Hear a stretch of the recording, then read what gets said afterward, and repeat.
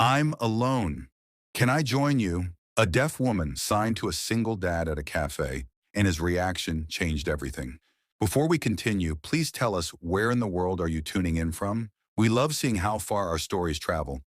Bennett Hayes sat at his usual corner table in Patty's Cafe on Southeast Morrison Street in Portland on a Saturday afternoon in late September, staring at the same inventory spreadsheet he'd been pretending to work on for the past 45 minutes. And he was drinking cold coffee that tasted like regret while watching happy couples and friend groups laugh at tables around him, wondering when exactly his life had turned into this empty routine of avoiding his own house on weekends. The thing about being a widower for 2 years is that people stop checking on you after the first year because they assume you're doing better. They assume time heals everything. But what they don't understand is that year two is somehow worse than year one because the shock wears off and you're left with just the plain, simple fact that the person you built your entire life around is never coming back, and you have to figure out how to exist anyway.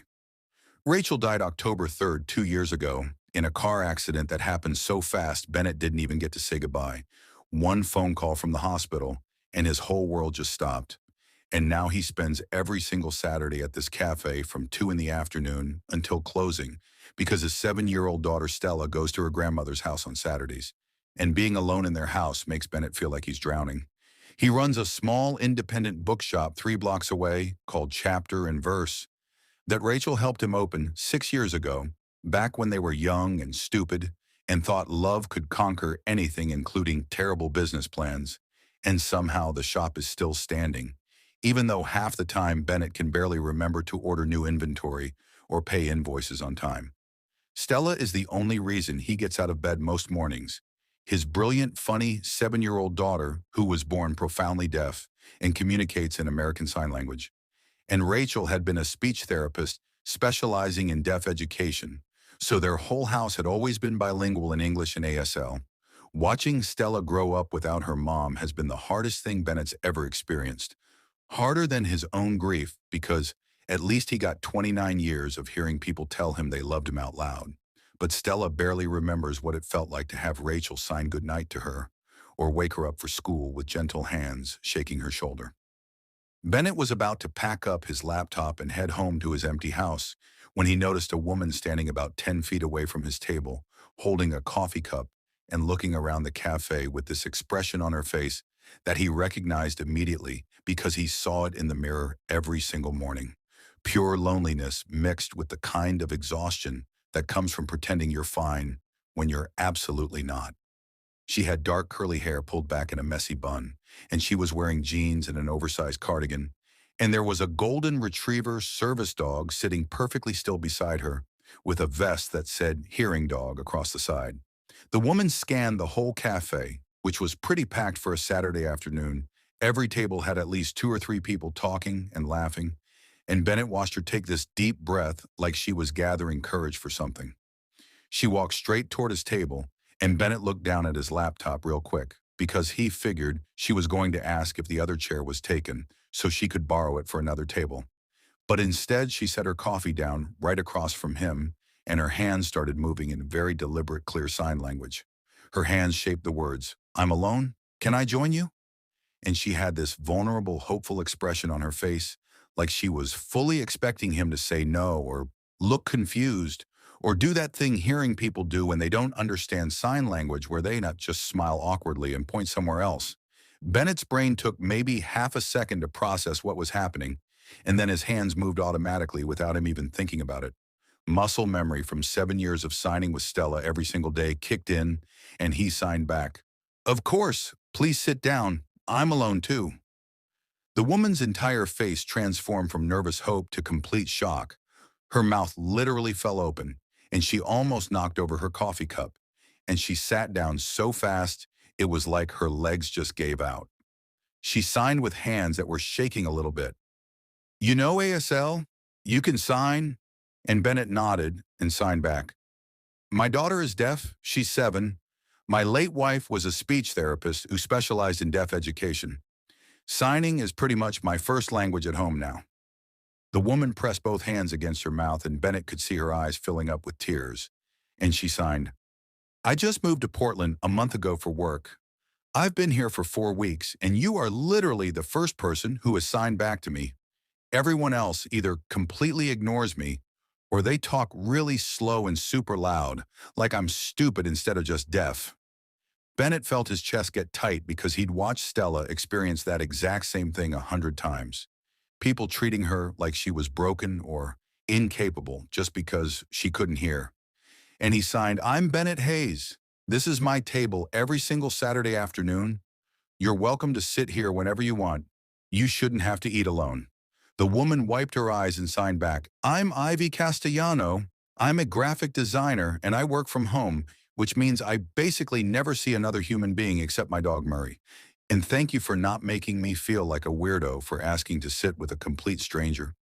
They talked, well signed, for the next 2 hours straight, and Bennett completely forgot about his inventory spreadsheet and his cold coffee and the fact that he was supposed to be wallowing in grief.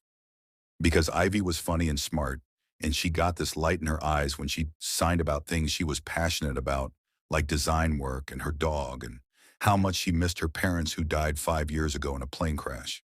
She explained that she'd been deaf since she was 4 years old after a bad case of meningitis, and she'd grown up in California, but moved to Portland because her freelance work meant she could live anywhere, and she wanted a fresh start somewhere. Nobody knew her story. Bennett told her about the bookshop and about Stella, and how his daughter was the only deaf kid in her mainstream elementary school. How she came home every day looking exhausted from trying to navigate a hearing world that wasn't built for her.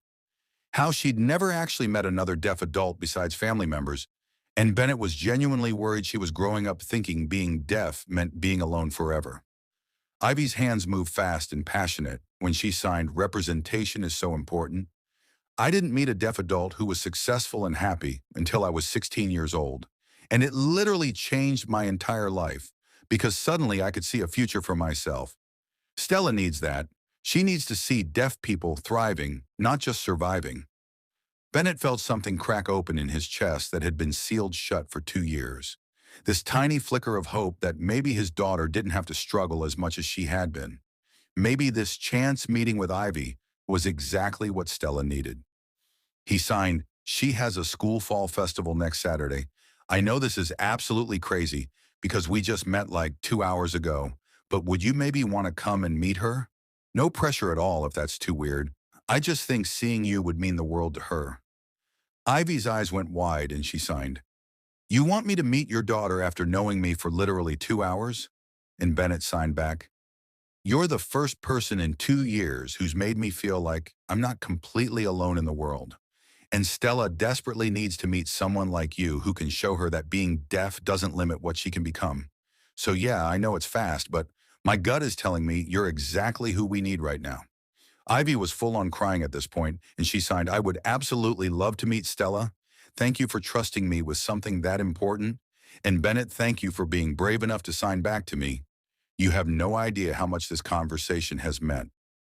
Bennett signed, "Thank you for being brave enough to walk up to a stranger and ask if you could sit down. That took serious courage." And Ivy laughed and signed, "I was about 3 seconds away from chickening out. I've been standing there working up the nerve for like 5 minutes." They exchanged phone numbers and made plans for the following Saturday. And when Ivy finally left the cafe with Murray trotting beside her, Bennett sat there for another 10 minutes just staring at his phone with her contact information saved under Ivy ASL, like he needed to remind himself she was real. He drove home that evening, and for the first time in 2 years, the empty house didn't feel quite as suffocating. And he pulled out his phone and texted his mother-in-law, Rachel's mom, with shaking hands. "I think I just met someone today. I don't know what it means yet, but I felt something I haven't felt since Rachel died. Is it okay that I'm feeling this?" His phone buzzed back within 30 seconds. "Rachel would want you to feel alive again, sweetheart. Tell me about her." And Bennett typed out, "She's deaf. She signed to me at the cafe asking if she could sit down, and I think Stella really needs to meet her." He hit send and sat there on his couch in the quiet house, thinking that maybe, just maybe, life was about to get a little bit less lonely, and the thought terrified him and filled him with hope in equal measure. The following Saturday, Bennett showed up at Stella's elementary school fall festival with his daughter practically vibrating with excitement, because he'd told her that morning about meeting Ivy, and the second he'd signed, "She's deaf like you and she wants to meet you," Stella's entire face had lit up in a way he hadn't seen since before Rachel died. The festival was one of those typical school events with bouncy houses and face painting and a bake sale run by overly enthusiastic PTA moms, and Bennett watched Stella look around at all the other kids running in groups while she sat alone on a bench near the playground, doing that thing she always did where she made herself small and invisible because it was easier than trying to join in when nobody else knew how to talk to her. Bennett's heart was actively breaking, watching his 7-year-old daughter sit there picking at the grass and glancing up every few seconds to see if other kids would invite her to play, and he was about to go sit with her when he saw Ivy walking across the field with Murray, her golden retriever, service dog keeping perfect pace beside her. Ivy spotted Bennett and waved, and the second Stella noticed this woman signing to her dad from 20 feet away, her whole body went rigid with attention, and then she was sprinting across the grass so fast Bennett barely had time to react. Stella skidded to a stop right in front of Ivy, and her hands were moving a mile a minute, signing, "You're signing, you know ASL. Are you deaf? Are you really deaf like me?" And Ivy knelt down so she was at Stella's eye level and signed back with this huge, warm smile. "Hi, Stella. I'm Ivy, and yes, I'm deaf, just like you. I've been deaf since I was 4 years old. We're exactly the same." Stella's mouth dropped open and she turned to look at Bennett with these enormous eyes and signed, "Dad, she's a grown-up and she's deaf. I didn't know deaf grown-ups existed. I thought maybe I was the only one in the whole world."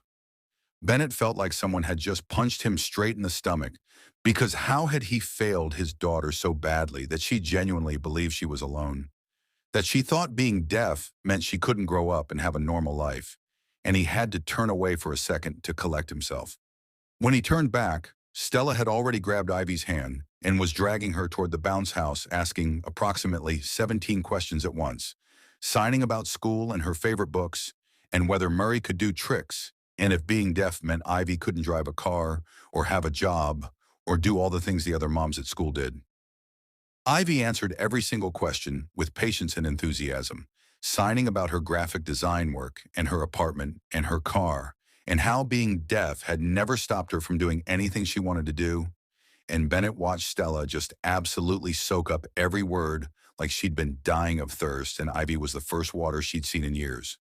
Other kids started wandering over because Murray was adorable and they wanted to pet him, and Ivy taught them basic signs like hello and thank you and friend, while Stella stood right next to her, looking proud as hell to finally be the expert on something instead of the kid who needed extra accommodations.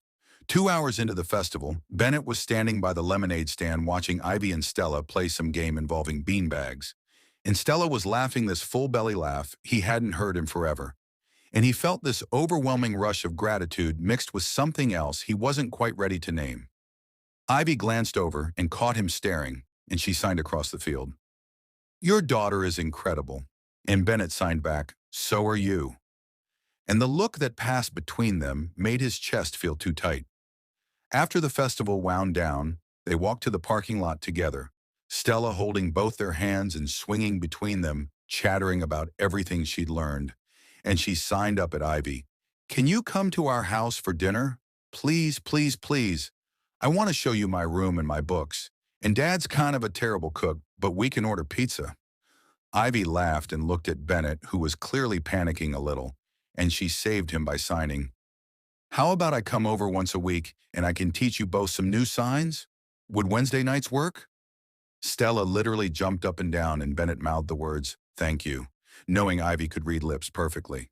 That night after Stella finally went to sleep around 9, she'd been way too wound up to settle down earlier. Bennett sat on his bed staring at the photo of Rachel on his nightstand that he'd kept in the exact same spot for 2 years. He picked up the frame and talked to it out loud even though he felt ridiculous doing it. "I really like her, Rach. Not just because she's good with Stella, but because when I'm around her I feel like I can breathe again. And I feel so incredibly guilty about that, because it's only been 2 years. And am I even allowed to have feelings for someone else this soon?"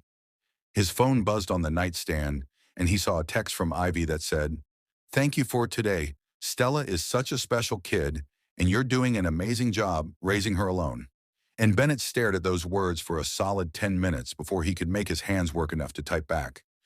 He wrote, "Thank you for giving her something I couldn't give her. She's never been that confident or happy. You changed something in her today." And Ivy responded immediately, "She gets that strength from watching you, I can tell. See you Wednesday."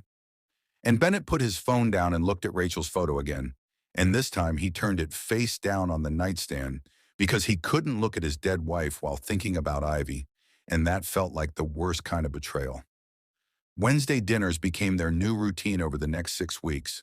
Ivy showing up at 6:30 with some kind of dessert or snack, and teaching them new signs and bringing books about deaf culture, and showing Stella YouTube videos of deaf artists and athletes and scientists doing incredible things.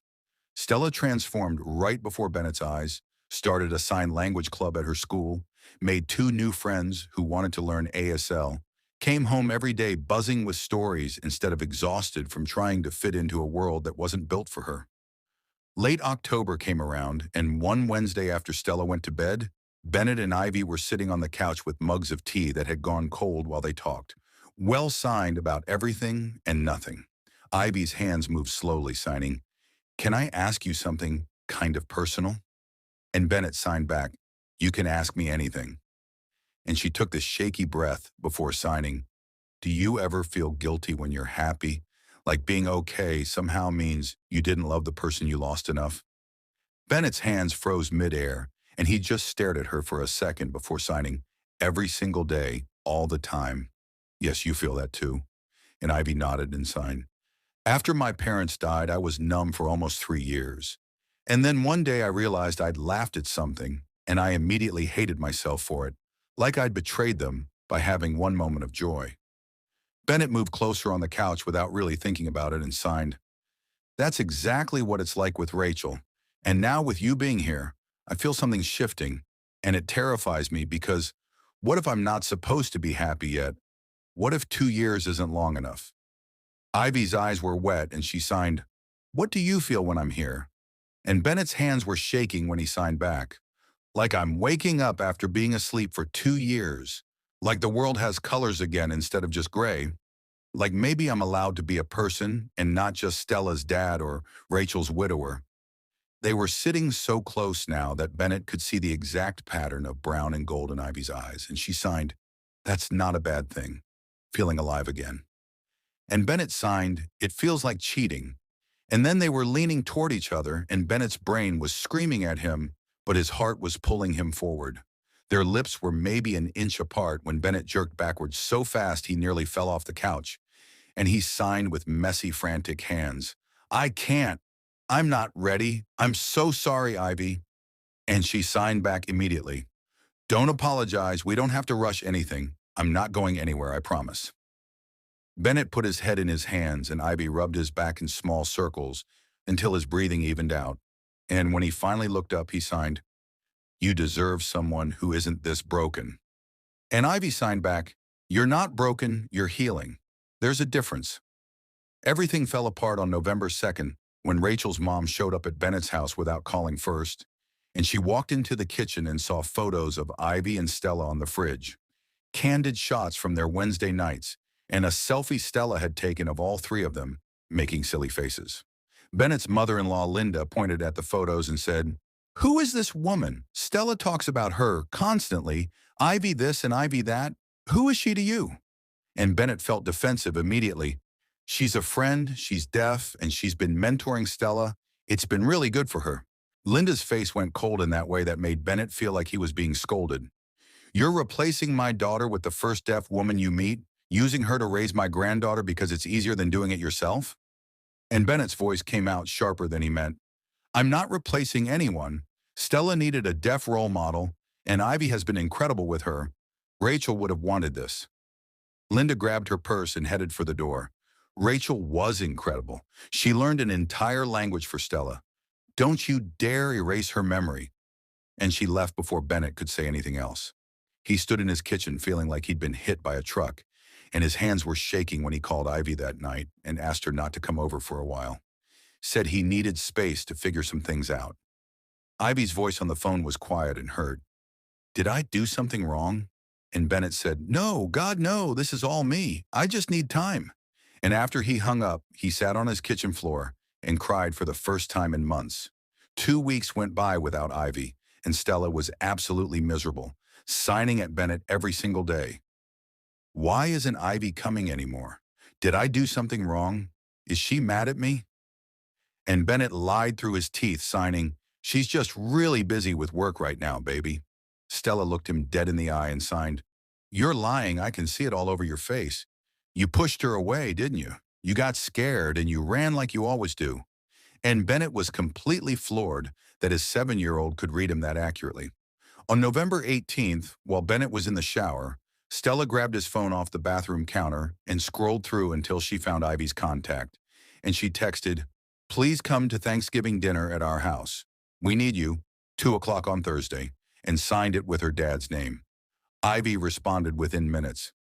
Are you sure, Bennett? I don't want to intrude if you're not ready.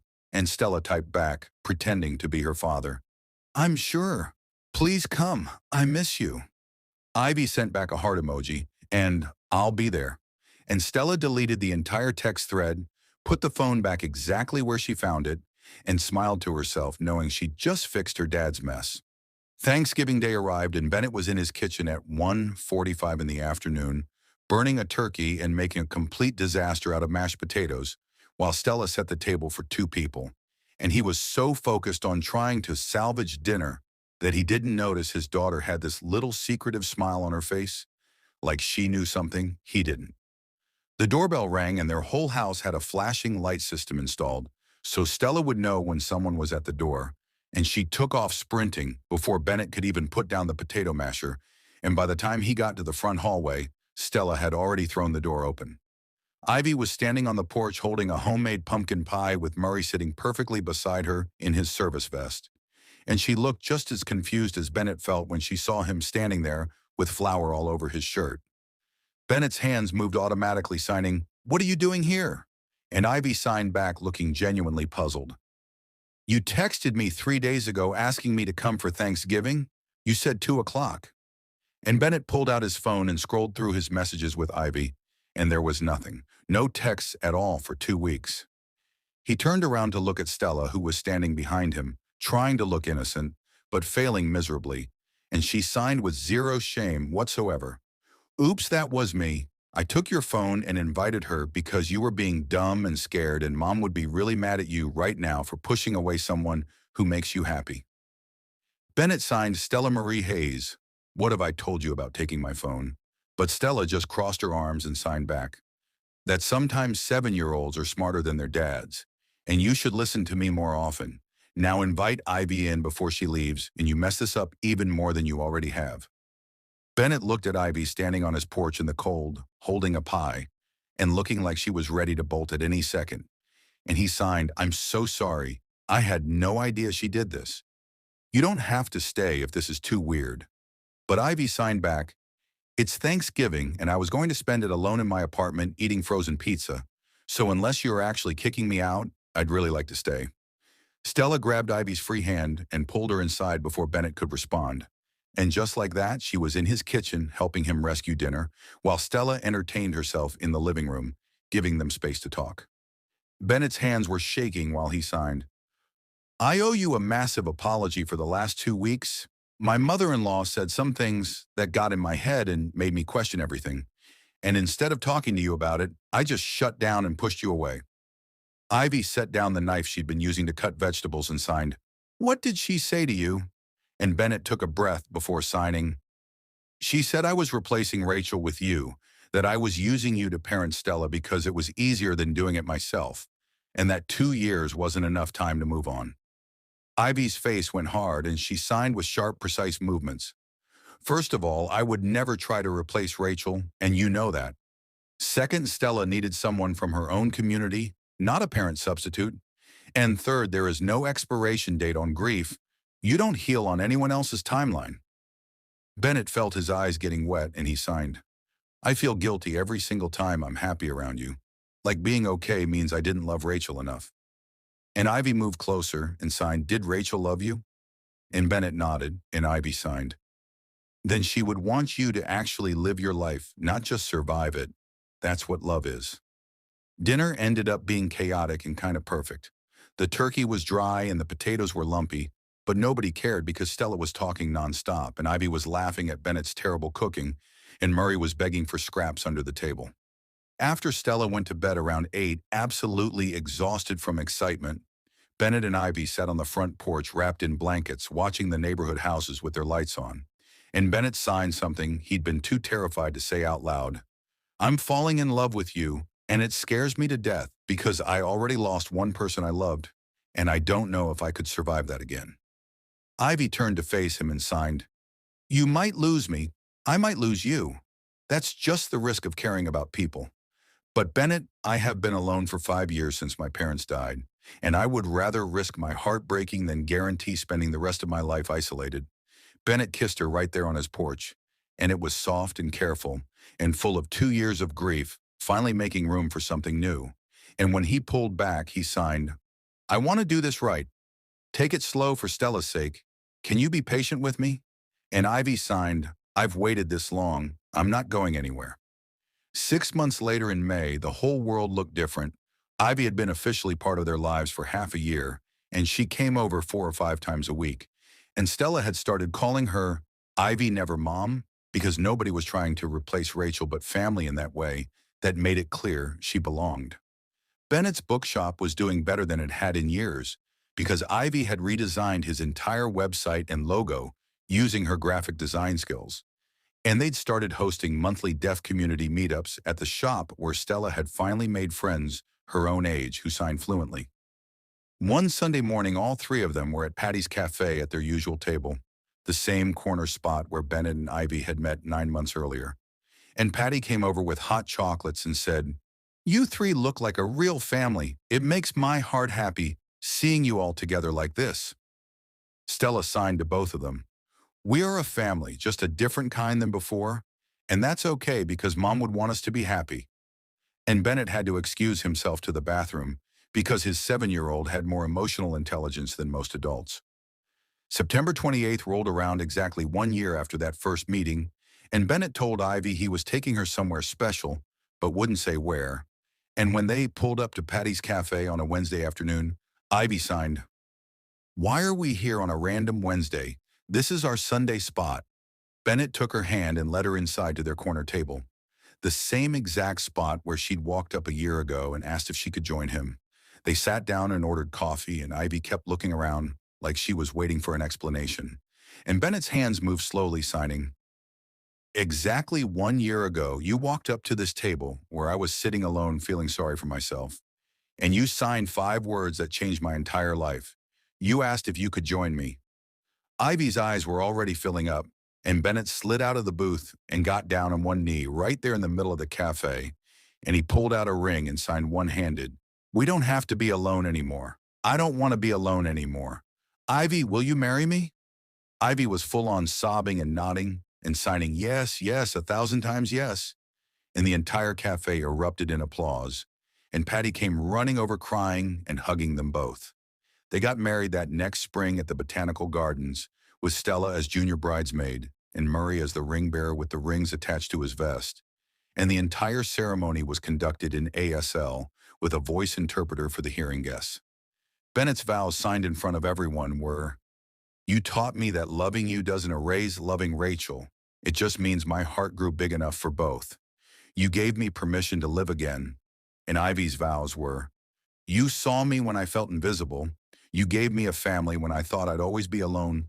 I promise to love you and Stella with everything I have. 2 years after the wedding, Bennett and Ivy and Stella, who was now 11, were closing up the bookshop on a random Tuesday evening.